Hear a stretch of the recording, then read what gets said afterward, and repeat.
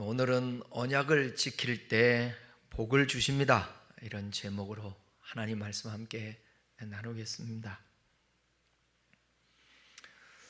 우리가 신앙생활하면서 너무 한쪽으로만 치우쳐도 안 되죠. 너무 복복복 해도 안 되죠. 또 예수를 믿는데 무슨 복이야, 우리가 그 수준 낮게 기복주의로 신앙생활하면 안 되지. 그것도 또 잘못입니다. 성경에는 분명히 복에 대해서 말씀하고 있기 때문에, 특별히 신명기 같은 경우는 이렇게 하면 복을 받고 이렇게 하면 저주를 받을 것이다. 그러니까 이러한 사고가, 성경에서 말하고 있는 이 사고가 거의 예수를 믿든 안 믿든 사람들 가운데 있습니다. 저 사람이 복을 받은 것은 잘해서 복을 받은 것이고, 저 사람이 어려움을 당하는 것은 하나님 말씀에 어긋나 살았기 때문에 복을 받지 못하고 저렇게 힘들고 저주를 받고 그렇게 사는 것이다. 이 말이 여러분 맞을 수도 있지만 꼭 맞는 말은 아니죠. 그죠? 이 사고를만 가지고 있으면 하나님 믿으면 복, 어려움 당하면 하나님 잘못 믿어서 그런 거예요. 복 받은 것은 하나님을 잘 믿어서 그런 거예요. 그럴 수도 있습니다만 그것만은 다가 아니에요. 왜냐하면 욥기 같은 경우는, 욥이 무슨 잘못했습니까? 그 당시에 신명기에서 말하는 복을 못 받을 사람이었습니까? 아니잖아요. 자식이 혹여 죄를 지을까봐, 죄를 지었을까봐 자식을 대신해서 제사도 드리기도 하고, 의인이었고 악에서 떠난 자였고 순전한 자였고 여호와를 경외하는 하나님의 사람이었습니다. 그런데 신명기에서 말하는 그 복은 못 받고 진짜 저주 가운데 있는 거예요. 성경에서 말하는 축복의 완전한 반대. 그러고 있을 때 욥에게는 고민이 있었을까요? 없었을까요? 왜요, 하나님? 이게 질문이 나오지 않겠습니까? 도대체 왜? 내가 뭘 잘못했는지 설명 좀 해주십시오.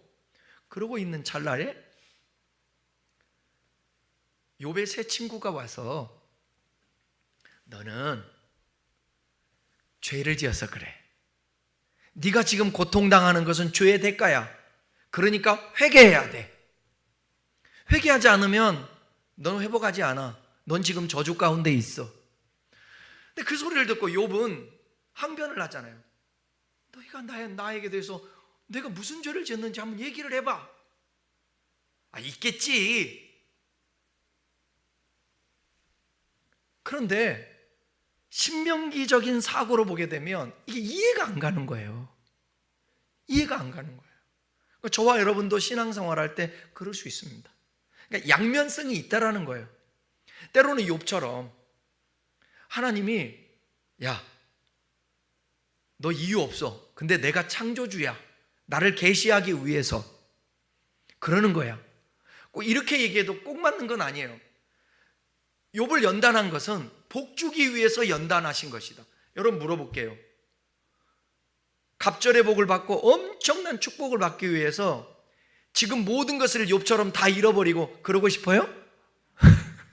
안 그러잖아요. 나 복 못 받아도 좋으니까, 욥처럼 나중에 갑절의 복 못 받아도 좋으니까 그런 일만 안 벌어지면 돼. 그냥 먹고만 살면 돼. 그러지 않아요? 그러니까 하나님이 연단하기 위해서 고난을 준 거야. 맞기도 하지만 그것이 완전하게 우리에게 답을 주지는 못하는 거예요. 완전한 답을 몰라요. 제가 그런 얘기 했지 않습니까?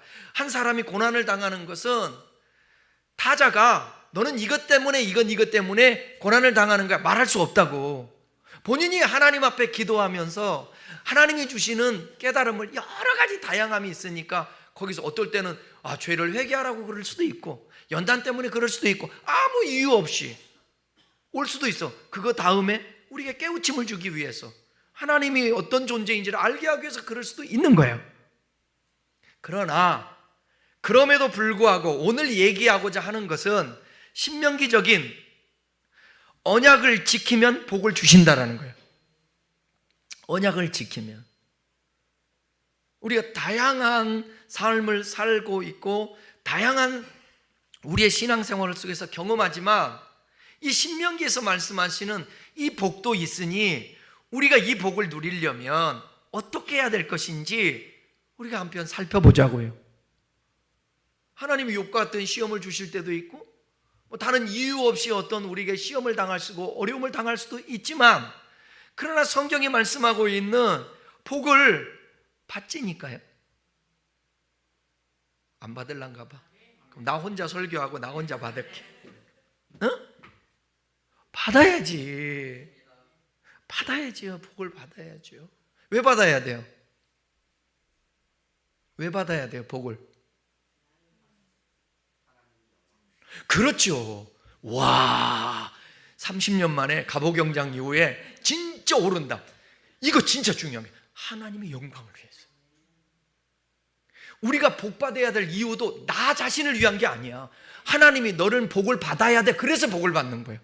그 마음이 있어야 내가 복 받았을 때에 나누고 섬기고 할 수 있는 거야.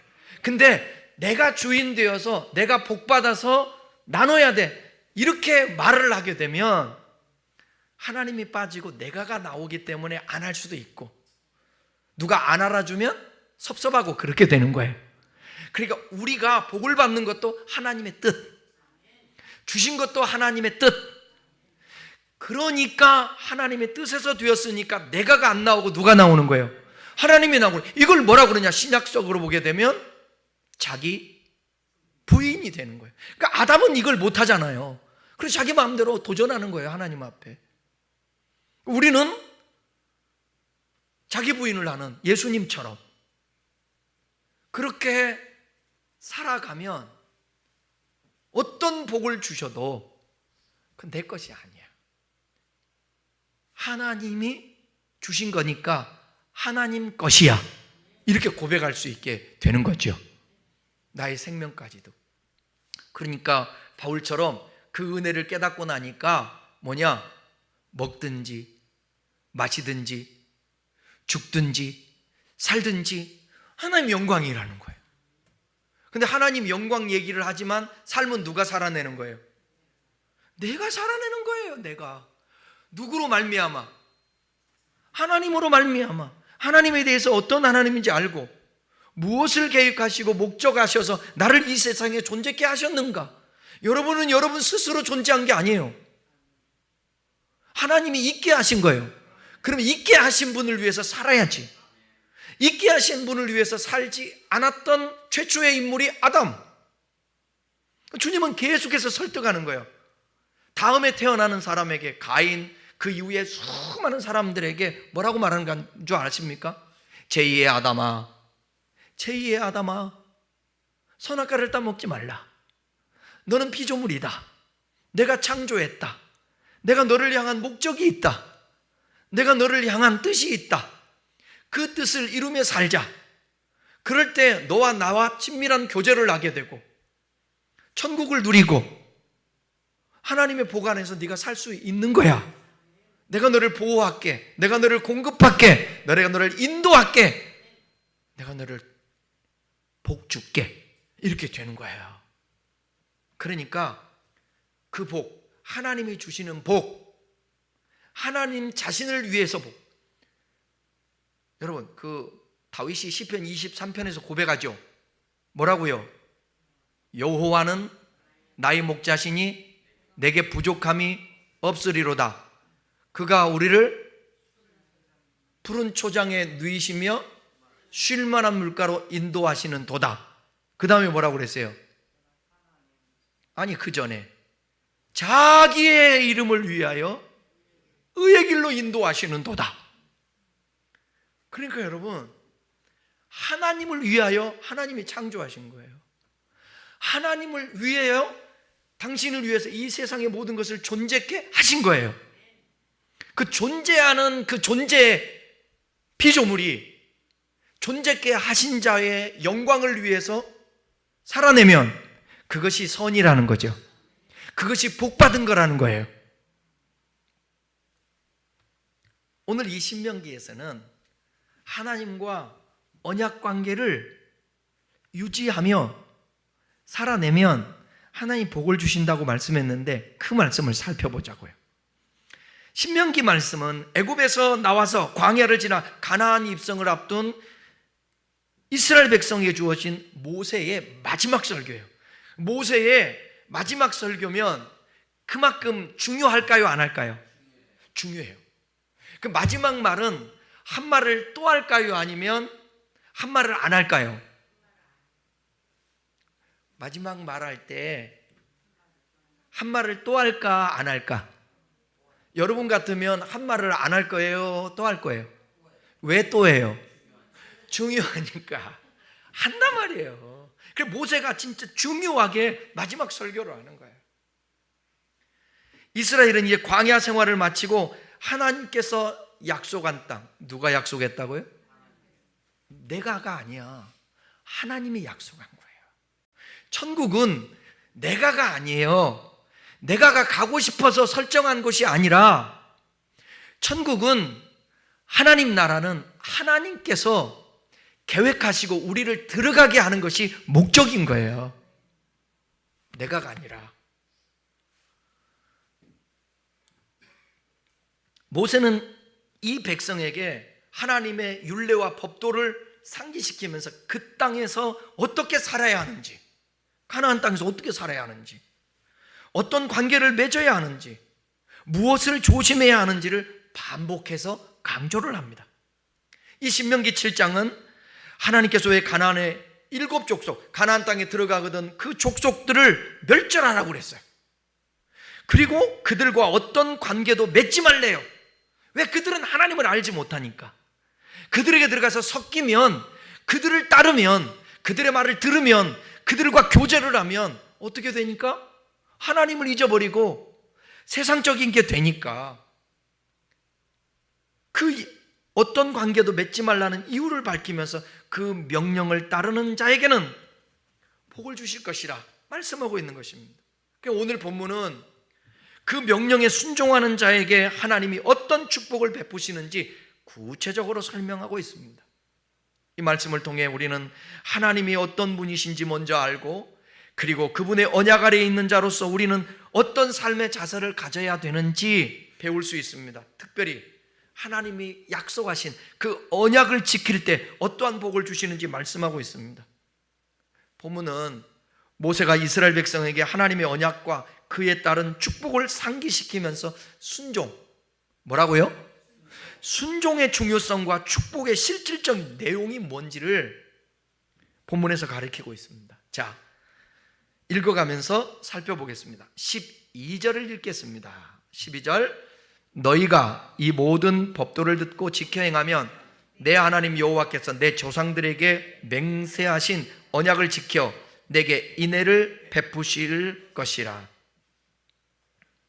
본문에서 너희가 이 모든 법도를 지켜 행하면 조건으로 시작하죠. 조건으로. 히브리에서 또 듣고라는 말인데, 이 듣다라는 말은 단순히 소리를 인식하는 것을 넘어서 그 말씀에 순종하는 행동까지 포함하는 개념입니다. 그러니까 여러분 그거 있잖아요. 우리가 말할 때 너 내 말 들어? 무슨 뜻이에요? 이 귀로만 들으라는 얘기가 아니잖아요. 행동까지 따르라는 그 말이지 않습니까? 하나님은 단지 율례를 암송하거나 머리로 아는 것에 만족하지 않습니다. 말씀을 듣고 지켜 행하는 전 인격적 순종을 요구하고 있는 거예요.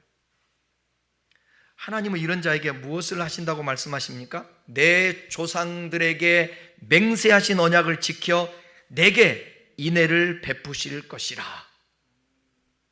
누구에게 약속한 거예요? 조상들이에요. 조상들. 그러니까 우리 주님은요, 신실하신 분이에요. 약속을 어기고 이랬다 저랬다 하는 분이 아니시라고요. 원래부터 진리이시니까 그분이 조상들 아브람과 이삭과 야곱들 약속하신 거, 그 약속한 대로 이행하겠다라는 거예요. 약속한 대로. 하나님은 언약에 신실하신 분으로서 우리가 하나님 말씀에 신실할 때 하나님은 그 언약을 지키시며 인애를 베푸신다라는 거예요. 이 인애라는 단어는 헤세드인데 변함없는 사랑 베푸시겠다는 거예요. 여러분, 사람은 배반하죠. 그렇잖아요. 사람은 서운하잖아요. 그게 한계입니다. 그 누구도 부정할 수 없는, 인간은 그런 존재예요. 어떨 때는 자식에게, 어쩔 때는 뭐 가까운 친구에게, 지인들, 아는 사람들에게 투자를 많이 해요. 왜 투자하냐? 믿었으니까. 근데 나중에 발등 찍히죠. 여러분, 하나님 앞에 모든 것을 걸고 그분을 신뢰하며 그분께 내 삶 전체를 드리고 투자를 하면 그분은 신실하셔서 배반하지 않습니다. 심지어 이 말씀 했지 않습니까? 시편에서 부모는 너를 버려도, 부모는 너를 버려도 하나님 우리를 가까이 해주신다는, 이 신실하신 하나님, 하나님께서는 우리에게 주신 사랑은 무조건적인 사랑입니다. 그러나 이거 잘 들으셔야 돼요. 사랑의 관계 안에서 누리는 복은 우리에게 순종이라는 응답을 요구하십니다. 우리를 사랑하시지만 하나님이 우리에게 그 사랑의 관계 속에서 우리에게 누려야 될 그 복을 얻기 위해서는 순종이라는 응답이 있어야 된다는 것입니다. 이것은 은혜에 대한 대가가 아니라 은혜를 제대로 누릴 수 있는 방식을 말하는 것입니다. 하나님은 이스라엘 백성들을 애굽에서 구원하셨죠. 이것은 그들의 공로가 아니라 하나님의 은혜 때문이었어요. 맞죠? 여러분들이 예수를 믿은 것이 여러분이 믿기도 하고 발걸음을 옮기도 했지만 선행적으로 그분이 은총을 주신 거예요. 은혜를 베푸신 거라니까. 내가 아무리 생각해도 오늘도 내 그런 고백을 했어요. 목사님 오셔서, 어느 목사님 오셔서, 지방의 목사님 오셔서 그 얘기했어요. 내가 1985년에 예수를 믿은 것은, 그것은 하나님의 은혜였고 하나님의 이끄심이었다. 그럼 무슨 뭐 저를 멱살 잡고 이끈 것도 아니고 종성아 오거라 그런 것도 아니지만, 내가 누군가에 끌려서 교회 갔는데 보니까 그 배후에서 하나님이 역사했다라는 거예요. 이런 은총이 있었다. 그 은혜가 있었으니까 나는 가만히 있어서 주님이 나를 이끄실 거야 할렐루야 하고 가만히 있으면 되지 않잖아요. 그러면 성경이 필요 없고 계명이 필요 없지. 근데 너를 내가 은혜를 베푸고 너를 불렀으니까 너는 꼭 하나님의 자녀가 돼야 돼. 너는 구원의 백성이 돼야 돼. 너는 축복을 받아야 돼. 너는 꼭 하나님 나라 안에서 살아야 돼. 이렇게 주님이 말씀하는 거예요. 거기에 주님께서 이렇게 말씀하셨어요. 야, 너와 나와, 내가 너를 불렀으니까 이제 너와 나와 관계가 됐잖아. 이제 언약 맺자. 내가 이렇게 네가 하면 내가 이렇게 해줬으니까 너는 이렇게 해라. 그러면 너에게 내가 또 복을 줄 것이다.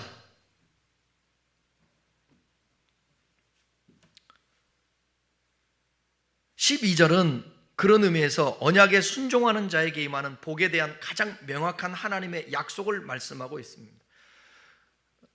영국의 유명한 그 찰스 스펄천이라는 목사님이 계십니다. 우리 신학교 딱 가면 이제 목회자에 관한 그 책이 있는데, 스펄천의 이 목사님의 책을 꼭 구독하게 하더라고요. 저는 신학교 다닐 때 목회자의 뭐 뒤에가 제목이 붙었었는데, 그분이 뭔 얘기를 했냐면, 한번 따라해봐요. 하나님의 약속은 하늘의 보물 창고이고 순종은 그 문을 여는 열쇠다. 아멘. 하나님이 약속한 것은 하늘의 보물 창고예요. 근데 이 보물 창고를 여는 것은 뭐라고요? 다 같이 순종. 순종은 강압이 아니에요. 총을 들고 협박하는 게 아니에요. 순종은 뭐냐? 그냥 마치 너 옷을 벗어 칼을 들고 그게 아니라 더워서 따뜻해서 편하기 위해서 벗는 것과 같아.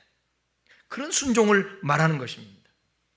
13절 읽겠습니다. 13절 곧 너를 사랑하시고 복을 주사 너를 번성하게 하시되 내게 주리라고 내 조상들에게 맹세하신 땅에서 내 소생에게 은혜를 베푸시며 내 토지 소산과 곡식과 포도주와 기름을 풍성하게 하시고 내 소와 양을 번식하게 하시리니.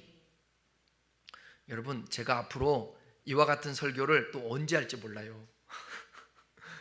그러니까 잘 들어보세요.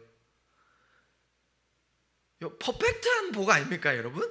지금 13절 읽은 게 너를 사랑하고 복을 주사 번성하게 하고 내게 주리라고 내 조상에게 맹세하신 땅에서 내 소생의 은혜를 베풀고 내 토지 소산과 곡식과 포도주와 기름을 풍성하게 하시고 내 소와 양을 번식하게 하실 것이다.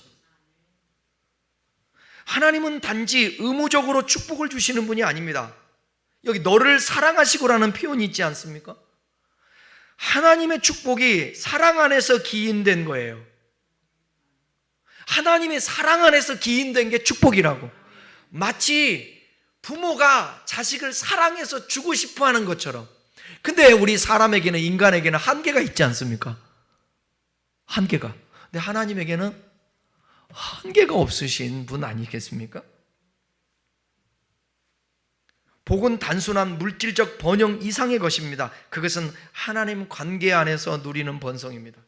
너를 사랑하고 다음에 오는 동사는 복을 주사예요. 너를 사랑하시고 다음에 오는 동사가 복을 주신다. 이것은 하나님의 사랑이 반드시 삶의 현장 속에서 경험될 수 있는 방식으로 나타난다는 거예요.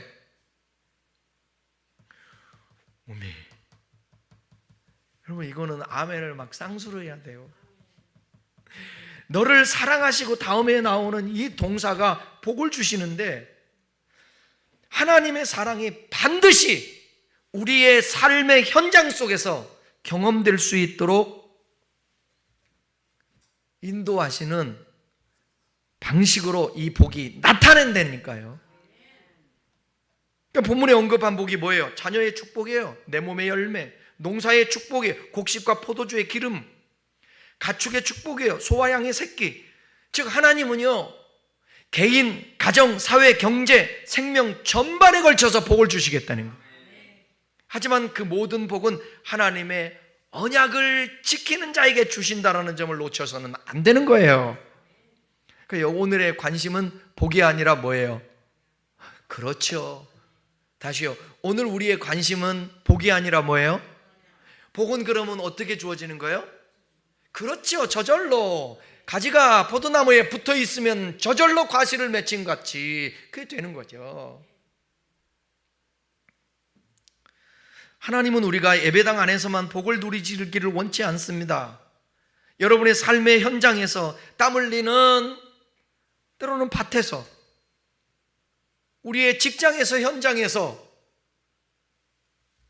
또 자녀를 키우는 가정에서, 사업하는 사업장에서 그분의 사랑을 누리게 하시려 한다는 거예요. 하나님의 언약은 삶 전체를 아우릅니다. 14절이요. 내가 복을 받음이 만민보다 훨씬 더하여 너희 중에 남녀와 너희의 짐승의 암수에 생육하지 못함이 없을 것입니다. 이 표현은 비교급을 사용해서 이스라엘이 다른 민족보다 현저히 복을 더 많이 받게 될 것이라는 점을 강조합니다. 여기 본문에 훨씬 더하여라는 말이 나오죠. 이거는 수량적으로 우위뿐 아니라 질적인 탁월함도 말씀하고 있는 것입니다. 그것도 내포하고 있어요. 단지 물질적인 번영만이 아니라 하나님의 특별한 은혜와 임재, 보호하심과 인도하심을 포함한 포괄적 축복을 얘기하는 거예요. 야, 너무 복 얘기를 많이 한다 오늘. 응? 고대 근동 세계에서는 민족이 복을 받는다. 그럴 때 신들의 힘과 직접적인 연결이 있었습니다. 그러니까 이 말은 곧 이스라엘의 하나님이 참 하나님이시라, 그 참 하나님이 능력이 많으신 그 하나님이 그 민족을 복을 주시겠다는 거예요. 우리도 하나님이 그 복을 주시지 않았습니까? 우리나라같이 예배에 열심히 있었던 나라 있어요? 전 세계적으로? 새벽기도가 어디서 생겼다고요? 우리나라. 철야 심야 기도회가, 철야 기도회가 어디서 했다고요? 우리나라. 저 처음에 신앙생활 할 때 진짜 미치는 줄 알았어요. 교회 9시 반까지 가잖아요. 저녁에 금요일 날 9시 반까지가 철야하러 9시 반에 가면 9시 반에 준비 찬송,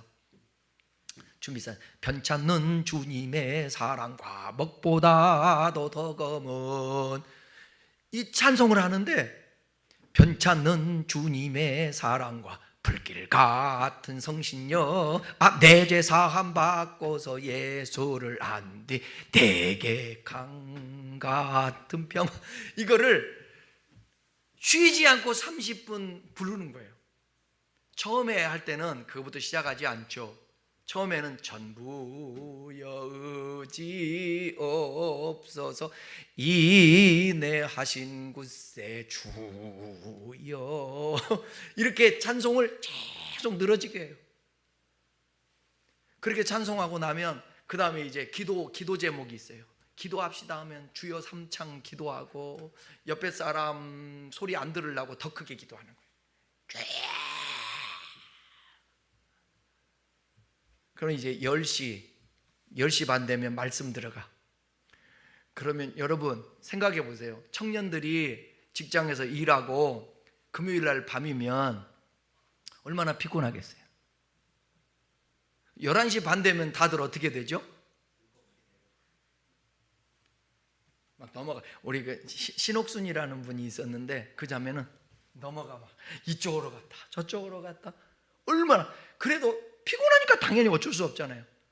그러고 나면 이제 12시 가까이 되잖아요. 그럼 이제 통성기도해. 또 앞으로 나오라고 그래. 안수해 준다고. 그러면 한 3, 40분을 기도해요. 3, 40분을. 그거 끝나고 나면 헌금들, 헌금. 그럼 헌금해. 헌금 끝나고 나면 목사님이 축도해. 이제 축도하고 나면 화장실 갔다 오세요. 그래, 화장실 갔다 와. 화장실 갔다 오면 그 다음에 친교부장님이 나와가지고 이제 몸 풉시다 하고, 해 뜨는 데부터 이거를 또 한 40분 정도 해. 해 뜨는 데부터 막 별 찬송들 막 등 뚫어지게 하고, 끝나고 나면 이제 뭐 하냐? 이제 기도 제목이 있어갖고 나라와 민족부터 또 기도해. 나라와 민족, 교회, 그 다음에 교구, 청년회, 그 다음에 청년 교구, 이 기도해. 그러고 나면 이제 뭐예요? 또 화장실 갔다 오라 그래. 그럼 또 화장실 갔다 와. 그 화장실 올라가다가 내가 엮였잖아. 우리 박사모한테 이거 받아가지고 심야 기도회 때 평행성이라는 편지. 뭘 잘못돼요? 잘못되기는 은혜지. 왔어. 그럼 오면 뭐하냐? 이제 새벽 기도 드려. 그때 새벽 기도 교구장님들이 서가지고 새벽 기도 인도해. 그러면 새벽 기도 끝나고 주기도문 또 끝나. 주기도문 끝나면 이제 가야 되잖아. 이제 교구 모임에 내가 동작 살았는데 동작교구 모여. 동작교구 또 모여서 기도해. 그럼 교구 모임 끝나면 집에 가야 되는데 이제 조별 모임을 해. 조별 모임에서 다 기도해. 조별 모임 끝나면 가야 되잖아. 이제 구역 모임을 해. 어디 할 데가 없어. 흩어져서 해야 되는데 어디 가서 하냐? 주차장 가세요. 주차장에 무릎 꿇고 땅바닥에. 그때 내가 무릎이 다 나간다고. 주차장 가서 기도해. 막 기도해. 그리고 첫 차도 지나서 오죠. 차 딱 68번 타. 그 다음에 영등포로 와. 노량진이나 와서 140번이나 111번 타. 그리고 사당동 와. 올 때 차 안에서 졸아. 집에 오면 7시. 이게 철야인 거예요. 이게 철야야. 무슨 심야 기도해가지고 아유 9시에 시작해갖고 10시 끝나는 게 무슨 그게 철야야? 어? 안 먹죠. 안 먹죠. 먹지도 않아요. 내가 지금 나 같으면 청년들 빵 나눠줬을 것 같아. 어? 빵. 거기다 워낙 배고픈 사람들은 이제 배고픈 사람 율동할 때 있잖아요. 율동할 때 저 포장마차 있는데 몰려가가지고 먹어. 근데 그때 이제 나는 너무 홀리하니까 어떻게 거기 가서 뭘 먹어? 계속 기도해야지. 그러니 살찔 틈이 있겠습니까? 못 먹지. 이렇게 철야를 작정하고 21일을 한다고 생각해 보세요. 이러고 아침에 일어나서 학교 가. 학교 갈 때 내가 그래서 나중에 깨달은 게 이건 아니다 그랬는데, 학교 가면 어떻게 되는 줄 아십니까? 에? 차 안에서 이제 먼저 뭐부터 문제냐면 차를 타고 가요. 차를 타고 학교 가잖아요. 갈 때 졸았어요. 깜빡. 그래서 명학역에서 내려야 되는데 딱 눈 떴더니 명학역 같아서 차가 출발하는 것 같은 거예요.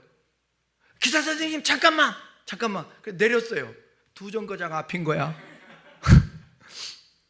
두 정거장 앞에 우체국 있는데 거기서 뛰어가야 되는 거예요. 시간이 안 맞으니까 죽으라고 뛰어간다고. 한 번에 이런 적이 있었는데 내가 말씀드렸는데 죽으라고 뛰어갔어. 강의실 딱 들어갔더니 휴강이라고 써져 있는 거야. 그게 철야지. 이게 우리나라의 전통이었어요. 옛날에 금식 밥 먹듯이 하고, 여름에 가면 당연히 방학하고 나면 금식 대성이 한다고. 금식 대성이, 청장년 금식 대성이, 여성교회 금식 대성이, 남성교회 금식 대성이. 그럼 선택해서 가. 거기서 또 3박 4일 또 굶고 또 기도해. 겨울에도 그렇게 해. 이 신앙생활이 비록 그게 옳고 그름을 떠나서 그런 과정을 통해서 얼마나 하나님 앞에 무릎을 꿇고 나 자신을 처복종시키고 절제하지만 안 되고, 절제하는 만큼 세속적들을 끊고 그렇게 신앙생활하고. IMF 딱 터졌을 때 제가 95년도 개척하면 97년도에 IMF 터졌잖아요. IMF 터지니까 난리가 났잖아. 실직되지, 이자 많이 내지. 그때 이제 어떻게 해요? 신년도에 성도 몇 명 안 되지만 봉고차 썩음썩음한 거 그거 끌고 태워가지고 가서 기도하려고. 신년초 들어가지를 못해. 사람들이 얼마나 많은지. 주차할 데도 없어. 그래서 이상한 언덕배기 있잖아요. 산 비슷한 데다가 주차를 했는데 차가 빠져갖고 겨울이니까 안 나오네. 와, 그레이스 10년 된 건데 안 나와. 하나님이 지혜를 주시더라고. 뒤가 무거우면 나온다. 그래서 뒤에다가 사람들을 여러 명 태워가지고 하니까 또 나오더라고. 그런 세상에 옛날의 신앙생활이 그 열정이 있었어요. 옳고 그름을 떠나서 그 열정이 있었다고. 삼각산에 늘 개구리 소리 나고 기도하고, 어느 날 삼각산 못 들어가게 하고, 이제 살만하니까 기도회 안 하고, 어떻게 뭘 철야하고 뭔 철야를 해. 그게 꼭 맞는 건 아니지만 그러고 나서 회사 가서 졸면 안 되잖아요. 학생이 철야하고 나서 학교 가서 졸면 그거 안 되잖아요. 좀 지혜가 필요하단 말이에요. 그런 열정들이 긍정적인 면으로 보게 되면 그들이 다 없어졌어요. 지금은. 그러다 보니까 신앙생활이 옛날 같지가 않은 거예요. 이 나라를 하나님이 복 주실 수밖에 없는 교회들이 그 열정과 그것들이 있었다고. 고대 근동 그 지역에서는 한 나라가 복을 받는 것은 신들의 간섭이 없이는 절대로 나라가 복을 받을 수 없다는 거예요. 그러니까 하나님이 이스라엘에게 복을 준다는 것은 뭐냐면, 선하신 살아계신 그 하나님이 약속하신 대로 그 백성들에게 이행하시고, 그 하나님은 살아계신 하나님이라는 것을 계시한다는 것입니다. 하나님 말씀에 순종하는 자는 세상 속에서 구별된 복, 은혜의 중심에 있는 삶을 누리게 되었습니다. 복은 하나님의 언약에 기초한 선물이에요. 단순히 사람이 노력해서 만들어내는 것이 아니에요. 여기서 말하는 남녀 얘기하는데 이스라엘 백성 전체, 곧 모든 개개인을 말하는 것입니다. 남녀라는 표현은 여기 남자만이 아니라 여자를 명시하는 걸 보게 되면, 하나님의 복은요, 성별을 가리지 않아요. 전 세대 모든 사람에게 주어지는 보편적, 공동체에게 주는 복이라는 것입니다. 하나님의 언약에 순종하는 백성에게 생명의 복, 자손의 번성의 복, 그 복을 내려주신다는 것입니다. 이 복은 단순히 출산해서 번성하는 그 복만이 아니라 하나님 나라를 계승하는 다음 세대를 세우는 영적 사명, 영적인 복, 그와 연결되어 있습니다. 우리도 자녀를 낳고 기르는 것뿐만 아니라 믿음의 다음 세대를 키우는 사역에 우리가 동참하는 그 하나님의 은혜가 있는 우리 교회도 그 역사가 있기를 바랍니다. 짐승의 암수라는 표현이 있잖아요. 그러니까 모든 짐승까지도, 짐승이 생육하고 번성하면 당시에 재산 아닙니까? 그 재산에 복을 주겠다라는 거예요. 하나님은 사람에게만 복을 주시는 것이 아니라 그 백성의 삶을 영위하는 모든 영역, 특히 일상의 생업과 자신의 영역까지도 돌보시는 복을 내려 주신다는 것입니다. 하나님의 축복은 영적인 것에만 머무르지 않습니다. 우리의 가정, 직장, 생업, 재정, 건강 등 삶의 모든 영역에도 하나님의 손길은 임합니다. 순종하는 자는 일상 속에 그 하나님의 복을 경험할 수 있을 것입니다. 15절 읽겠습니다. 여호와께서 또 모든 질병을 내게서 멀리하사 너희가 아는 애굽의 악질에 걸리지 않게 하시고 너를 미워하는 모든 자에게 걸리게 하실 것이라. 질병이 멀어진다라는 것은 하나님의 진노가 멀어지고 은혜가 가까워진다라는 의미예요. 애굽의 모든 악질이라는 표현이 있잖아요. 그들이 과거에 겪었던 재앙과 질병을 상기시키게 하는 거예요. 그 표현이에요. 그러나 하나님은 말씀에 순종하는 자들에게는 그러한 질병들을 다시는 주지 않겠다고 약속하는 것입니다. 오늘날도 우리는 질병이라는 문제 앞에 무기력할 갈 수 있지만 하나님은 여전히 우리를 치유하시고 보호하시는 분, 하나님의 뜻 안에 살아가는 자는 영혼과 육체의 건강까지도 하나님의 손에 맡길 수 있다는 것입니다. 여러분, 하나님이 우리를 재앙에서 보호해 주시기를 바라고, 고통에서 건져 주시기를 바라고, 하나님은 과거의 두려움을 미래의 안전으로 바꾸시는 분입니다. 지금까지 경험했던 과거의 두려움들이 있잖아요. 아픔들이 있잖아요. 그것을 미래의 안전으로 바꾸시는 분이, 그분을 신뢰하면서 그분을 따라가는 거예요. 그러니까 그냥 무조건 긍정적으로만 생각하면 안 되지만 우리가 하나님의 말씀에 약속을 붙들고 긍정적으로 생각하는 것은 그건 하나님이 원하는 것이에요.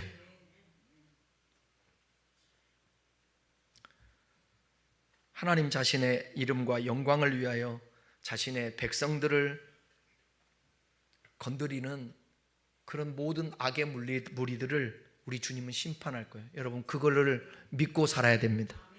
여러분만 축복하는 것이 아니라 여러분의 축복을 방해하고 여러분을 괴롭히는 자들이 있잖아요. 그 하나님이 그들에게 오늘 성경에 말씀하고 있지 않습니까?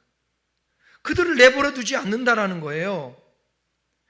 너를 미워하는 모든 자에게 걸리게 하실 것이다. 오히려 그러니까 여러분을 미워하는 자들 여러분이 갚으려고 하지 마세요. 하나님이 갚아주세요. 성경을 얘기하는 겁니다. 성경을 이 부분만은 있지는 않지만 오늘 본문에서는 이렇게 말씀하고 있는 거예요. 16절 읽겠습니다. 내 하나님 여호와께서 내게 넘겨주신 모든 민족을 내 눈이 긍휼히 여기지 말고 진멸하며 그들의 신을 섬기지 말라. 그것이 내게 올무가 되리라. 이스라엘 백성들은 지금 요단강을 앞두고 있어요. 요단강을 이제 건너면 가나안 땅에 40년간 광야를 떠돌았습니다. 더 이상은 뒤로 물러설 곳이 없어요. 실패할 여유도 없습니다. 그들 앞에는 가나안 땅이 펼쳐져 있는데, 그러나 그 땅은 텅 빈 땅이 아니에요. 강력한 이방 민족들, 아까 얘기했던 칠족들, 그리고 우상 숭배로 가득한 죄악의 도성입니다. 그 순간 모세는 이스라엘 백성에게 하나님의 절대 명령을 전하는 거예요. 뭐라고? 너희 하나님 여호와께서 너희에게 넘겨준 모든 백성을 너희가 반드시 멸해야 된다. 이 말씀은 우리 시대 감성으로는 다소 좀 거칠게 느껴지죠. 날카롭게 들릴 수 있습니다. 왜 불쌍히 여기면 안 되는 거야? 왜 그들을 다 없애야 하는가? 이것은 단순한 전쟁 명령이 아니에요. 하나님은 그 땅에 있는 가나안 족속의 문화와 신앙이 이스라엘에게 치명적인 독이 될 것을 경고하고 있습니다. 지금 세속화되는 것, 그들이 섬겼던 하나님을 버리고 우상화되는 것, 그것을 지금 염려하고 있는 것이에요. 하나님의 경고는 선명합니다. 그들의 신을 섬기지 말라. 왜냐하면 그 신들을 올무가 되게 된다는 거예요. 올무가. 여러분, 올무가 뭔지 알죠? 올무.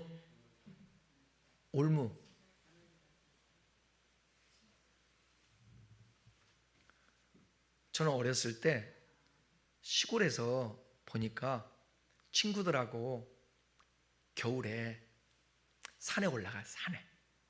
산에다가 비둘기 잡기 위해서 뭘 넣죠? 네? 변어요? 덫이요? 산에다가요. 바구니요? 바구니는 집 앞에서 해봤던 것 같아요. 저는 시골에서는 콩 있잖아요. 노란 콩에 구멍을 뚫습니다. 그리고 거기에다가, 이런 표현해도 괜찮나 모르겠네, 사이나 독을 거기다 넣어요. 그러면 그걸 먹고 훅 날아다니다가 쿡 눈에 박혀요. 그거 잡으러 가는 거예요. 그러다가 우리 친구들하고 경험했던 게 뭐냐면, 우리 외갓집 산이었는데 산에 갔는데 깜짝 놀란 거예요. 큰 개만은 있잖아요. 노루 있지 않습니까? 노루가 먹을 것을 찾아서 쭉 내려오다가 올무를 놓고 철사로 나무에다가 양쪽에 놓으면 다리 딱 걸려서 뛰면 그냥 잡히는 거예요. 거기서 나오려고 벗어나다가 죽어요. 그 노루를 친구들하고 메고 와가지고 친구 아버지한테 줬더니 노루를 잡아주는데, 저 노루고기 먹어봤잖아요. 못 먹어요. 노린내 나서 먹을 수가 없겠더라고. 올무가 그런 거예요. 죽는 거예요. 올무에 걸리면 헤어나오지를 못합니다. 그래서 이스라엘 백성들이 가나안 땅에 들어가면 그 족속들에게 만약에 우상을 섬기고 세속문화, 바알을 섬기고 음란한 문화, 그 속에 빠지면 안 된다는 것을 지금 경고하고 있는, 그래서 진멸하라고 말씀하고 있는 것입니다. 하나님이 이스라엘을 애굽에서 구원하신 목적은 하나님만을 예배하는 거룩한 나라, 제사장의 나라로 세우기 위함이었습니다. 그런데 가나안 민족의 신을 받아들이게 되면 하나님의 그 구원의 목적을 상실하게 되지 않습니까? 오늘날에도 하나님의 백성은 세상의 문화와 가치에 쉽게 물들을 수 있습니다. 돈, 성공, 쾌락, 자기중심성은 현대판 가나안의 우상입니다. 칠족입니다. 그것은 그 자체로는 매력적이지만 결국에는 하나님의 사람을 무너뜨리는 올무가 될 수 있다는 거예요. 오늘날 우리에게도 수많은 가나안 족속이 있습니다. 그것이 물질, 쾌락, 세상의 가치관, 성공, 지상주의, 이런 것들과 타협할 때 신앙은 타락하고요, 언약은, 하나님의 약속은 희미해지고요, 그럴 때 복은 멈춰버립니다. 복이 멈춰버리는 거예요. 그러니까 이 조국 대한민국의 이민족의 하나님의 복이 멈추면 돼요, 안 돼요? 돼요, 안 돼요? 안 돼요. 근데 6.25 이후에 가장 경제 성장이 안 된 지금의 시기라고요. 이거를 회복하게 하나님 앞에 우리가 기도해야 되지 않겠습니까? 하나님의 사람들이. 팀 켈러 목사님은 이런 얘기를 했어요. 잘 들어보세요. 하나님을 예배하지 않으면 우리는 반드시 다른 것을 예배하게 된다. 그 어떤 것이라도 결국 우리를 노예로 만들 것이다. 하나님을 예배하지 않으면 다른 것을 예배하게 된다는 거예요. 돈을 예배하게 된다는 거예요. 세상을 예배하게 된다는 거예요. 그럼 어떻게 되냐? 거기에 노예가 된다고. 끝내는 올무에 빠지게 되는 거죠. 말씀을 정리하겠습니다. 하나님의 약속은 신실하십니다. 우리는 종종 하나님 왜 복을 안 주시리라고 생각하지만 사실은 우리가 그분의 언약을 신실하게 지키지 못하는 경우가 더 많습니다. 오늘 본문은 우리에게 분명히 말합니다. 언약을 지키면 복이 온다. 그러므로 오늘 우리는 이렇게 결단해야 합니다.